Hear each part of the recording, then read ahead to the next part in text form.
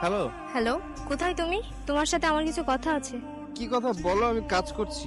শোনো, আমার 5,000 টাকা লাগবে। আমার জামা কাপড়গুলো সব পুরনো হয়ে গিয়েছে। কি? তোমাকে না গত সপ্তাহে টাকা দিলাম শপিং করতে? হ্যাঁ, দিয়েছিলে, কিন্তু এখন আমার আবার লাগবে। দেবে কিনা সেটা বলো। আচ্ছা, আমি দেখছি কি করা যায়। এখন 5,000 টাকা আমি কোথায় পাবো? দেখি সাহেবকে বলে দেখি। সাহেব। হ্যাঁ বল। সাহেব, আমার 5,000 টাকার খুব প্রয়োজন। কি 5,000 টাকা? এর আগে তো অনেক অ্যাডভান্স নিয়ে রেখেছিস। সাহেব, টাকাগুলো আমার খুবই দরকার। তা আবার 5,000 টাকা দিয়ে কি করবি? সাহেব, আমার চাকরির পরীক্ষার জন্য অ্যাপ্লাই করতে হবে, আর তার জন্য টাকাগুলো খুব প্রয়োজন। দিয়ে দিন না সাহেব, আমি কাজ করে সব টাকা শোধ করে দেবো। দেখ দীপ্ত, আমি জানি তুই একটা সৎ এবং পরিশ্রমী ছেলে। তুই যখন টাকা চাইছিস নিশ্চয়ই কোনো দরকার চাইছিস। আমি চাই তুই জীবনে ভালো কিছু কর। আমি তোকে টাকাগুলো দিচ্ছি এবারের মতো, কিন্তু তোকে আমি সবসময় এভাবে অ্যাডভান্স টাকা দিতে পারবো না। ধন্যবাদ সাহেব। আমি তাহলে আসি সাহেব। আচ্ছা ঠিক আছে।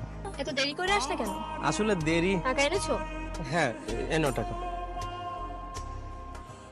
আসি তাহলে। দাঁড়াও, আমার কথা তো শোনো। কথা না শুনে চলে গেল। আমি টাকাগুলো কিভাবে আনলাম সেটাও জানতে চাইলো না, টাকা পেয়ে চলে গেল। টাকাই কি সব? মেঘলা, আমাদের সম্পর্ক তো অনেকদিন হয়ে গেল, আর এর মধ্যে আমরা একে অপরকে ভালোভাবে জেনে গিয়েছি। তাই আমি বলতে চাচ্ছিলাম যে বলো। আমরা বিয়ে কবে করব? কি কি বললে তুমি? আমি বলছিলাম কি, আমরা বিয়ে কবে করব? এ তো বিয়ে পর্যন্ত ভেবে ফেলেছে। আমি তোমাকে বিয়ে করতে পারবো না। কি? কেন পারবে না? তুমি আমাকে ভালোবাসো না? হ্যাঁ, কিন্তু আমার বাবা মা মানবে না। কেন মেনে নেবে না? আমি কথা বলবো তাদের সাথে। তারা তোমাকে জুতা মেরে তাড়িয়ে দিবে। কেন তাড়িয়ে দেবে? কারণ আমার বাবা মার সরকারি চাকরিজীবী ছেলে পছন্দ। তাহলে তাহলে আমার কি হবে? আমি তো সরকারি চাকরি বাকরি কিছুই করি না, আর আমি তোমাকে অনেক ভালোবাসি। মেঘলা, আমি এতদিনে যা কিছু উপার্জন করেছি সব তোমার পিছনে খরচ করে ফেলেছি, যাতে তুমি খুশি থাকো। আর এখন তুমি এই কথা বলছো? দেখো, তোমাকে না পেলে আমি মরে যাব। দেখো দীপ্ত, তুমি কত ভালো ছেলে। তুমি আমার থেকে ভালো মেয়ে পেয়ে যাবে, তুমি তাকেই বিয়ে করো। না, আমি তোমাকে ভালোবাসি, তোমাকেই বিয়ে করব।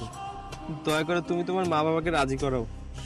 তুমি বললে তারা অবশ্যই শুনবে। এ তো অনেক সিরিয়াস হয়ে গিয়েছে। আচ্ছা ঠিক আছে, আমি কথা বলে দেখি। আচ্ছা ঠিক আছে। আচ্ছা, আমি যাই তাহলে।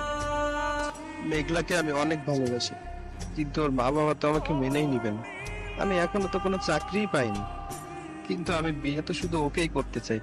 আমি ওকে অনেক সুখে রাখবো, এটা আমি কিভাবে বুঝাবো তাদের? হে খোদা, তুমিই কিছু করো, ওকে ছাড়া বাঁচবো না আমি। এইদিকে জমিগুলো ঠিকভাবে ফসল হলো না, কি ব্যাপার? ওই জমিটার কি অবস্থা রে? এই জমি চাষ হয়ে গেছে ভালোভাবে? আর সারটা ভালো করে দিতে বলবি।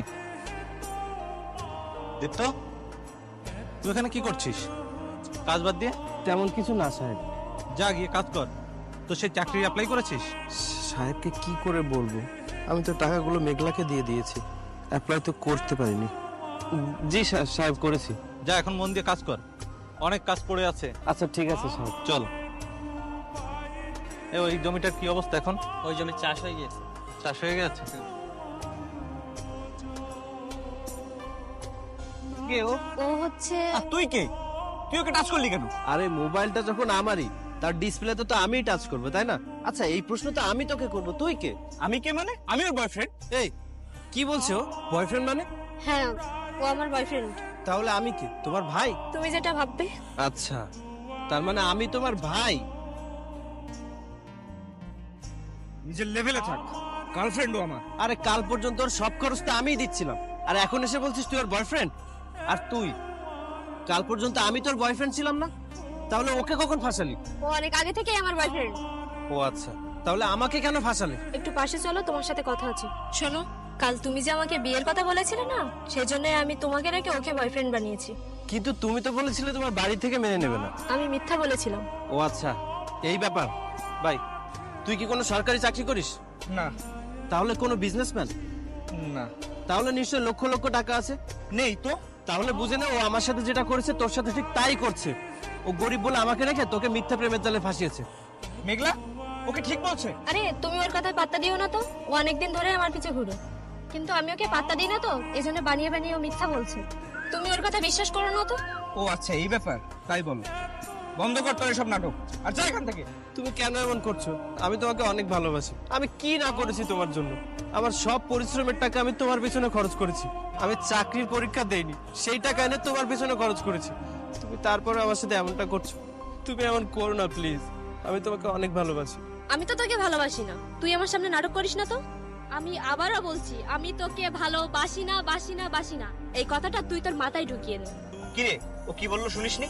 নির্লজ্জের মতো দাঁড়িয়ে আছিস কেন? যা এখান থেকে। তুই এই গরিবের মন ভেঙেছিস তাই না? আমি তোকে অভিশাপ দিলাম। তুই যেটা ভেবেছিস তার উল্টোটা হবে। আর তুই কোনো সরকারি চাকরিওয়ালা ছেলে তো পাবিই না, বরং এমন কাউকে পাবি যে তোকে বিয়ের পরে চাকরি করাবে। বিয়ে করার জন্য কোনো ভালো ছেলে পাবি না, কোনো একটা আতেলের সাথেই তোর বিয়ে হবে। জীবনটাকে অন্যভাবে ভোগ করার ইচ্ছা তোর, তাই না? খুব ওরার শখ। ঠিক আছে, আমি তোকে অভিশাপ দিলাম, তোর ওই আতেল বরই বিয়ের 1 বছরের মধ্যে তোর কোলে একটা বাচ্চা দিয়ে দেবে, যাতে তুই সংসারের জালে আটকা পড়িস। তোর ওড়াউড়ি সব বন্ধ। আরে তুই যা তো এখান থেকে, যা। ঠিক আছে, আমি চলে যাচ্ছি, কিন্তু আমার এই কথাগুলো তুমি মাথায় ঢুকিয়ে রেখো। যা যা, গরিব কোথাকার।